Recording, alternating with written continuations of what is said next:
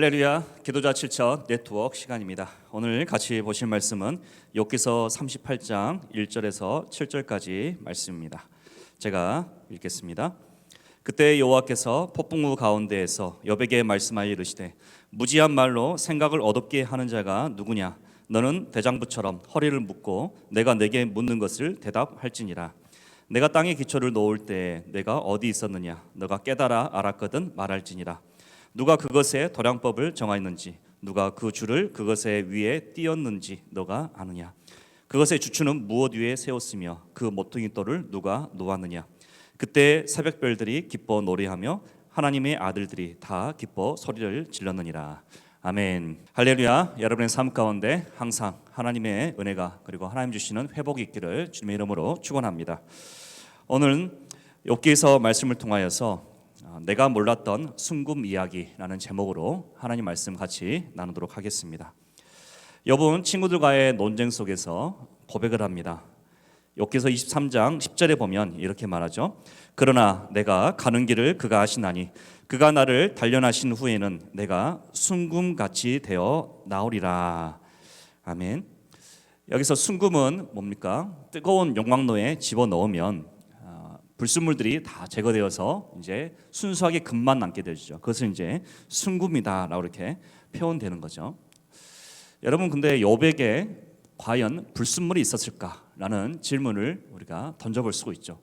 욥처럼 이렇게 훌륭했던 사람, 정직하고 하나님 앞에 온전했고 모든 부분에서 완벽할 만큼 신앙생활을 했던 것 같은데 이 사람에게도 불순물이 있을 수가 있을까라는 거죠. 그래서 오늘 제목을 이렇게 잡은 것은 욥이 이 모든 과정을 겪은 다음에 욥이 자신의 이 내용, 이 스토리를 자기가 정리를 할 때 이렇게 제목을 붙이지 않았을까? 내가 몰랐던 순금 이야기.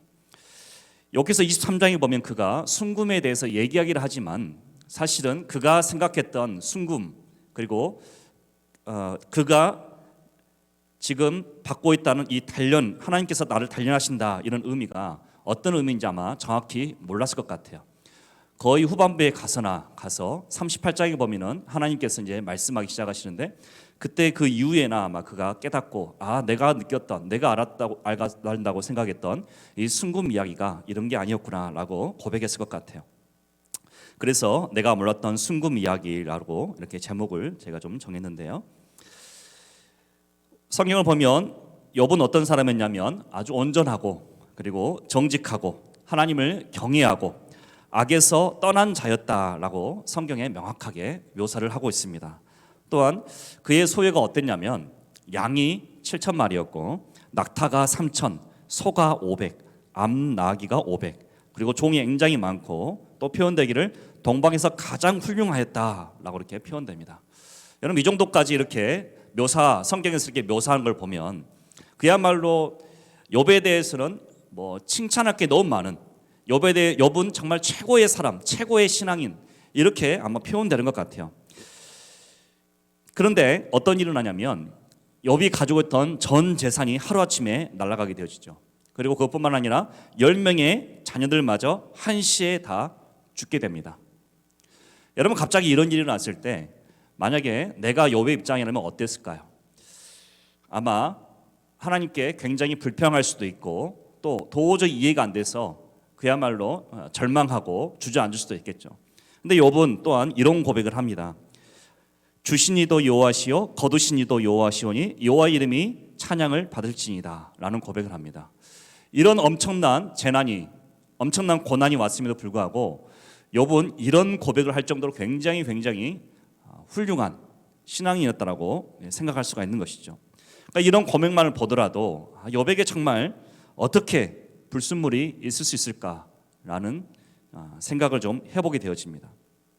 정말 기도를 많이 하고 예배에 빠지지 않고 전도도 열심히 하고 교회라면 발벗고 나서는 그런 사람이 있는데 그런 사람에게 예기치 못한 고난, 예기치 못한 어려움들이 있을 때 어떻게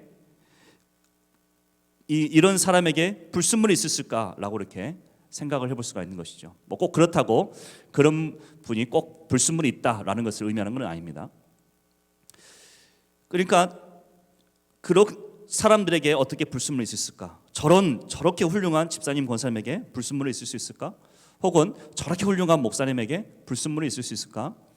저는 말씀을 이렇게 묵상을 하면서 내 안에도 참 불순물이 참 많겠구나라는 생각을 계속했습니다.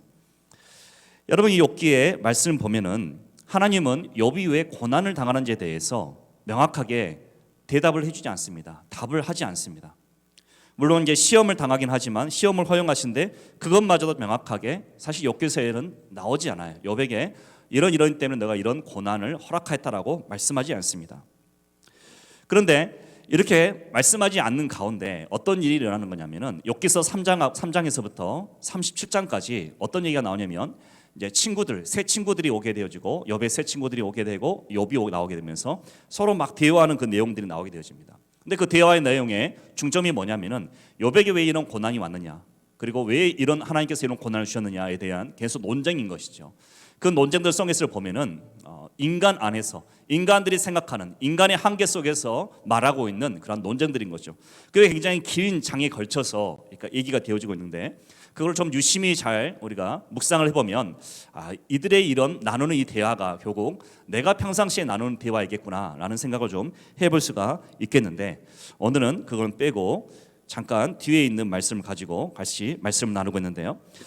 즉 욥과 친구들은 하나님의 하시는 일에 대해서 간단하게 말해서 판단을 하고 있습니다. 그리고 이해해 보려 하고 있고 또 내가 이해할 수 있다라고 나름의 전제를 깔고 많은 얘기를 하고 있어요. 그런데 여러분, 우리가 아는 것처럼 하나님은 어떤 분이십니까? 우리하고 비교할 수 없는 온 우주의 창조주시고 주관자시죠. 여러분, 우주를 관측을 했는데 과학자들이 관측한 바에 의하면 약 한 이게 400억 광년 정도 된다라는 표현이 있어요. 이렇게 관측이 되어져요. 그러면 400억 광년은 어떤 것이냐? 빛이 1년 동안 가는 거리가 1광년인데 빛이 400억 년 동안 가면은 도착하는 그것이 바로 우주의 크기인 것이죠. 그런데 여러분, 하나님께서는 우주 안에 계신 분인가요? 그러니까 다른 말로 해서 하나님은 우주 밖은 하나님도 모르시는 그런 분이신가요? 그렇지 않죠. 하나님은 우주를 만드신 분이십니다. 우리가 체험활동 가서 만약에 컵을 만들 수가 있잖아요. 컵을 만들면 우리가 봤을 때 컵을 만든 거잖아요. 컵은 수만 개가 많잖아요. 그런 것처럼 하나님께서는 우주는 그런 컵 하나도 아닌 것만큼 그렇게 하나님에게서는 영원하신 하나님에게서는 그렇게 작은 것이 바로 우주인 거예요. 그러니 하나님은 우리가 생각하는 것을 초월하는 어마어마한 모든 것을 다 통치하시는 하나님이신 것이죠. 묘사할 수 없고 어떤 그 단어도 표현될 수가 없는 것입니다. 마찬가지로 그런 하나님의 통치, 하나님의 다스림은 우리의 인간의 지혜로는 가히 감당할 수 없고 이해할 수 없는 그런 엄청난 지혜와 깊이가 있는 것이죠. 그런데 욥과 친구들은 마치 이 모든 것을 그런 하나님을 마치 알 수 있는 것처럼 이해할 수 있는 것처럼 말하기 시작하는 것입니다. 마치 하나님의 다스림에 대해서 내가 다 이해할 수 있고 그리고 다 논할 수 있다라고 그런 전제하에서 어쩌면 교만이죠. 그런 전제하에서 말을 계속 하게 되는 거예요. 그래서 욥이 이제 나중에 깨닫게 되어지는 거죠. 욥기서는 42장에 욥의 깨달음과 고백으로 마무리가 되어지는데 욥이 결국에는 마지막에 깨닫게 되어집니다. 깨닫고 고백을 하기를 욥기서 42장 3절 말씀 보면 무지한 말로 이치를 가리는 자가 누구니까 나는 깨닫지도 못한 일을 말하였고 스스로 알 수도 없고 헤아리기도 어려운 일을 말하였나이다 라고 우리 고백을 합니다. 뭐라고요? 나는 깨닫지도 못한 일을 제가 말하였습니다. 그리고 스스로 알 수도 없고 헤아리기도 어려운 일을 말하였습니다 라는 거죠. 그러니까 그 얘기는 뭐냐면 하나님께서 지금 나에게 주신 이 고난, 이런 어려움들을 내가 도무지 깨닫지도 못한 일이었고 헤아리기도 어려운 일이었음에도 불구하고 정말 무지했음에도 불구하고 무지의 말로 이렇게 제가 말하였습니다 라고 그가 표현을 하고 있는 거죠. 그러면서 6절에 그는 뭐라고 표현하냐면 그러므로 내가 스스로 거두어 드리고 티끌과 재 가운데서 회개하나이다 라고 표현합니다. 여기서 욥이 회개합니다 라는 표현을 합니다. 그러니까 이것을 깨달은 것도 굉장한 것인 것 같아요. 이것을 깨닫고 하나님께 회개한다라는 고백을 하는 것도 굉장한 신앙을 가지고 있는 것 같아요. 욥은 명확히 깨달은 것이죠. 내가 뭘 잘못했고 내가 회개할 내용이 명확히 무엇인지 그는 깨닫게 된 것입니다. 그가 깨달은 것은 그 높으신 하나님, 모든 만물을 통치하시는 그 하나님의 섭리에 대해서 마치 내가 이해하는 것처럼 판단을 했고, 마치 내가 그 모든 것에 간섭하려 하였고, 거기에 대해서 왈가왈부했다는 것에 대해서 그는 고백하게 되어지고 깨닫게 되어지고 회개한 것이죠. 그러고 나서 모든 시험이 끝나고 욥은 욥의 재상에 돌아오게 되어지고, 그리고 다시 이전보다 더 큰 복을 그는 누리게 되어집니다. 사랑하는 여러분, 창조주 하나님 앞에서 우리가 할 수 있는 것은 오직 기도와 감사인 줄 믿습니다. 지금 시대가 얼마나 어렵습니까? 그리고 여러분의 삶 가운데 어려움이 있고 말도 할 수 없는, 말할 수 없는 그런 아픔과 어려움이 있을 수 있죠. 물론 근데 그게 이번뿐만 아니라 과거도 있었고 미래도 분명히 다가오겠죠. 저도 이 아이들이 2명이 있는데 갑자기 셋째가 생길 수 없는 상황이었는데 갑자기 셋째가 생기니까 깜짝 놀랐어요. 저도 모르고. 그런데 지금은 이제 너무 나오고 나니까 너무 기쁘고 너무 행복한데, 하나님께서 왜 나에게 셋째를 주셨을까 이런 생각을 많이 했거든요. 근데 물론 거기에 대해서 하나님께 답을 주셨어요. 근데 하나님의 계획하심, 하나님께서 하시는 그 일을 어찌 우리가 다 알 수가 있겠어요? 이런 코로나를 허락하심, 그리고 빨리 종식되지 않게 허용하심, 어찌 우리가 그걸 다 헤아릴 수가 있겠어요? 나한테 지금 닥쳐진 고난, 어려움, 아픔, 자녀의 문제, 나의 문제, 어찌 우리가 그것을 다 이해할 수 있고 헤아릴 수 있을까요? 이렇게 하면은, 이렇게 되어지면은 해결될 거야 라고 생각을 하고 하나님 그렇게 해달라고 기도를 할 수 있지만, 정말 그것이 온전한 방법일까요? 아마 우리는 여러 가지 수만 가지 것들을 생각할 수 있겠지만 그 수만 가지 것도 사실은 답이 아닐 수도 있는 것이죠. 그만큼 하나님의 지혜는 우리의 지혜와 가히 비교할 수 없을 만큼 깊고도 오묘하고도 크신 지혜인 겁니다. 그러니까 우리는 다만 어떻게 하겠습니까? 입술로 범죄하지 말고 하나님이 하신 일에 대해서 함부로 판단을 하지도 말고 다만 오직 기도하면서 하나님께 감사를 올려드리는, 그것이 우리의 본분이고 우리의 마땅히 취해야 될 자세인 줄 믿습니다. 그것을 지금 욥이 깨닫게 된 것이죠. 욥이 그것을 깨닫는 것입니다. 그래서 제가 욥이 고백하기를, 제가 잘 알지도 못하면서 하나님이 하시는 일에 대해서 제가 말하였습니다 라고 그는 고백하며 회개했던 것입니다. 여러분, 그래서 성경에서 우리에게 뭐라고 표현하냐면은, 말씀하냐면 항상 기뻐하라, 쉬지 말고 기도하라, 범사에 감사하라, 이는 너희를 향하신 하나님의 뜻이다 라고 표현하잖아요. 우리는 감사하는 것, 기도하는 것, 그리고 항상 기뻐하는 것, 고난중에도 기뻐하는 것, 이것이 하나님의 뜻이다. 왜? 하나님은 선한 분이시고 신실하시고 언제나 우리에게 좋은 일을 행하시는 분이시기에 비록 지금의 어려움이 이해가 되지 않을지라도 분명히 하나님께서는 선하시고 신실하시게 우리에게 좋은 일 가운데 또한 우리는 좋은 계획을 가지고 계실 것이다. 그러니 우리가 하나님이 하시는 일에 대해서 판단을 하지 말고 우리는 오직 감사하고 기뻐하면 되는 것이다 라는 그러한 고백으로 우리가 살아가야 될 줄 믿습니다.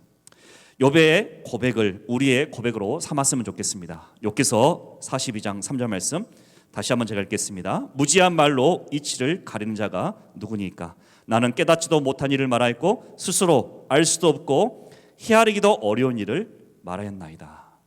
아멘. 이런 겸손한 고백이, 그리고 겸손하게 오직 하나님을 하나님 되시로 인정하고 예배하는 그런 우리가 되기를 주님의 이름으로 축원합니다. 하나님의 놀라운 회복이, 놀라운 축복이 우리 성도님의 모든 삶 가운데 있기를 주님의 이름으로 축원합니다. 아멘. 우리 말씀 기억하면서 같이 기도하겠습니다. 하나님 아버지, 하나님은 우리에게 선하신 분이십니다. 우리에게 언제나 좋으신 분이십니다. 우리에게 항상 좋은 것을 주시는 분이십니다.